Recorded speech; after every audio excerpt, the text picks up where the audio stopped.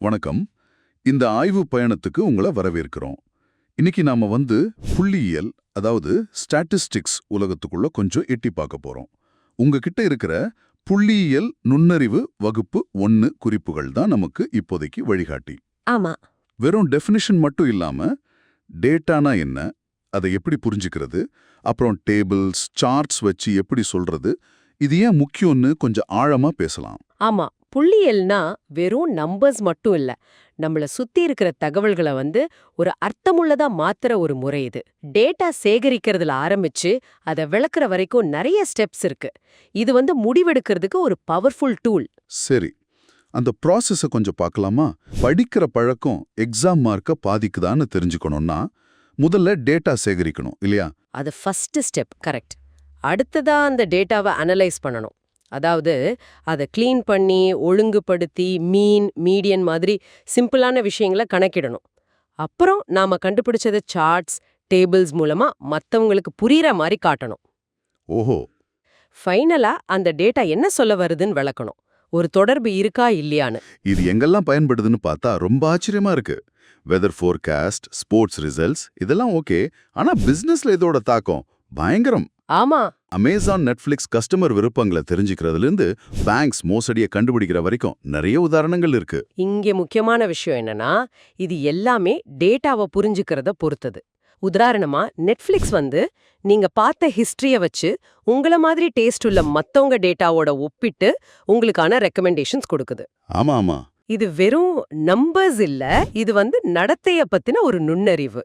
அப்போ இந்த டேட்டா அப்படிங்கறத இன்னும் கொஞ்சம் ஆழமா பாப்போமா? ஒரு டேபிள் இருக்குல்ல, பேரு, வயசு, உயரம், அதை யோசிச்சு பாருங்க.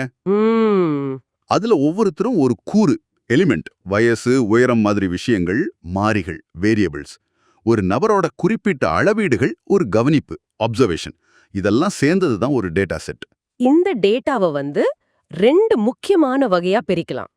ஒன்னு கேட்டகாரிக்கல் டேட்டா, அதாவது பாலினம் மாதிரி, இதுல கணக்கு போட முடியாது. சரி. இன்னொன்னு குவான்டிடேட்டிவ் டேட்டா, வயசு, உயரம் மாதிரி எண்கள்ல இருக்கும், இதுல கணக்கு போடலாம். இந்த வித்தியாசம் ரொம்ப முக்கியம். ஏன்னா இதை வச்சுதான் நீங்க என்ன மாதிரி அனாலிசிஸ் பண்ண முடியும்னு முடிவு பண்ண முடியும். இந்த மெஷர்மெண்ட் ஸ்கேல்ஸ் பத்தி உங்க குறிப்புல சொல்றது இன்னும் இன்ட்ரெஸ்டிங்கா இருக்கு. நாமினல் வெறும் வகை, ஆர்டினல் வரிசைப்படுத்தலாம், ஆனா இடைவெளி சமம் இல்ல. இன்டர்வல் சம இடைவெளி ஆனா உண்மையான பூஜ்யம் இல்ல. ரேஷியோ சம இடைவெளி உண்மையான பூஜ்யம் உண்டு. ஆமா. 4 வகை. சரி, இந்த இன்டர்வல் ரேஷியோ ரெண்டுமே நம்பர்ஸ் தானே, அப்போ இதுல எது முக்கிய வித்தியாசம் நடைமுறையில? நல்ல கேள்வி. உண்மையான பூஜ்யம், அதாவது ட்ரூ ஜீரோ இருக்கிறது தான் மெயின் வித்தியாசம். உயரம் இடையில பூஜ்யம்னா ஒண்ணுமே இல்லைன்னு அர்த்தம். ஆமா. ஆனா செல்சியஸ் டெம்பரேச்சர்ல பூஜ்யம்னா குளிர்ச்சி இல்லைன்னு அர்த்தம் இல்ல, அது ஒரு பாயிண்ட். அதனால ரேஷியோ டேட்டால தான் நம்ம விகிதங்களை கணக்கிட முடியும். இவர் அவரை விட 2 மடங்கு உயரம்னு சொல்லலாம். இன்டர்வல் டேட்டால கூட்டல் கழித்தல் பண்ணலாமே தவிர பெருக்கல் வகுத்தல் பெருசா அர்த்தம் கொடுக்காது. ஓகே ஓகே, புரியுது. டேட்டா வகைகளை மாதிரியே அதை சேகரிக்கிற முறைகள்லயும் வித்தியாசம் இருக்கு இல்லையா? எக்ஸ்பெரிமெண்டல், அப்சர்வேஷனல் ஸ்டடீஸ்னு உங்க குறிப்பு சொல்லுது. ஆமா, எக்ஸ்பெரிமெண்டல் ஸ்டடில ரீசர்ச்சர் ஒரு விஷயத்த, உதாரணமா ஒரு புது விளம்பரம் மாத்தி அதோட விளைவை பாப்பாரு. அப்சர்வேஷனல் ஸ்டடில எந்த தலையீடும் இல்லாம நடக்கிறத அப்படியே கவனிப்பாங்க. எக்ஸாம்பிள், ஒரு கடையில கஸ்டமர் எப்படி நடந்துக்கிறாங்கன்னு. ரெண்டும் வேற வேற மாதிரி கேள்விகளுக்கு பதில் சொல்லும். பாப்புலேஷன் சாம்பிள் பத்தியும் ஒரு நல்ல உதாரணம் இருக்கு. கார் கம்பெனி புது லூப்ரிகன்ட் டெஸ்ட் பண்ணும்போது எல்லா கார்களும் பாப்புலேஷன், டெஸ்ட் பண்ணன 100 கார்கள் சாம்பிள். கரெக்டா சொன்னீங்க.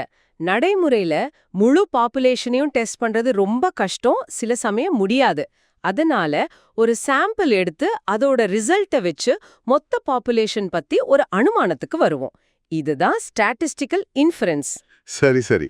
இங்க சாம்பிள் சரியா செலக்ட் பண்றது ரொம்ப முக்கியம். இப்போ நம்மகிட்ட டேட்டா இருக்கு, அதை எப்படி சுருக்கமா தெளிவா காட்டுறது? இங்கதான் சார்ட்ஸ் வருது.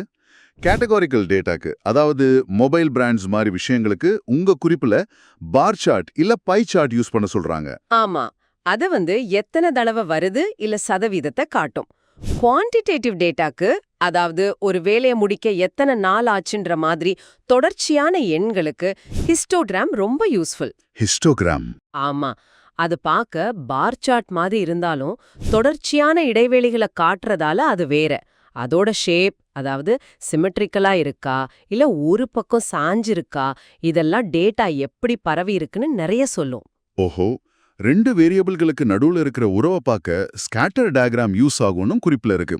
ஆனா ஒரு முக்கியமான எச்சரிக்கையும் இருக்கு. சிம்ப்சன் முரண்பாடு. இது கொஞ்சம் குழப்பமா இருக்கேன். இது ரொம்ப முக்கியமான பாயிண்ட். உங்க குறிப்புல ஒரு ஜெண்டர் பயஸ் உதாரணம் இருக்குல்ல, அதை எடுத்துக்கிட்டா மொத்தமா பார்க்கும்போது ஒரு மாதிரி சார்பு இருக்கிற மாதிரி தோணலாம். ஆமா. ஆனா அதையே டிபார்ட்மெண்ட் வாரியா பிரிச்சு பார்த்தா அந்த ட்ரெண்ட் அப்படியே உல்டாவா மாறலாம். அதாவது குரூப்ஸ ஒன்னா சேர்க்கும் போதோ இல்ல பிரிக்கும் போதோ மொத்த ட்ரெண்ட் மாறலாம் இல்ல மறைஞ்சு கூட போகலாம். அடேயப்பா! அப்போ மேலோட்டமா நம்பர்ஸ பார்த்துட்டு டக்குன்னு ஒரு முடிவுக்கு வரக்கூடாதுன்னு சொல்றீங்க. டேட்டாவை இன்னும் கொஞ்சம் ஆழமா பார்க்கணும். வேற வேற கோணத்துல பிரிச்சு பார்க்கணும். நிச்சயமா டேட்டா பவர்ஃபுல் தான், ஆனா அதை கவனமா ஹேண்டில் பண்ணணும். சூழல், எப்படி குரூப் பண்ணிருக்காங்கங்கிற மாதிரி விஷயங்கள் ரிசல்ட்டை பாதிக்கலாம். இந்த புரிதல் நீங்க தகவல்களை பார்க்கும்போதோ இல்ல முடிவுகள் எடுக்கும்போதோ ரொம்ப உதவும்.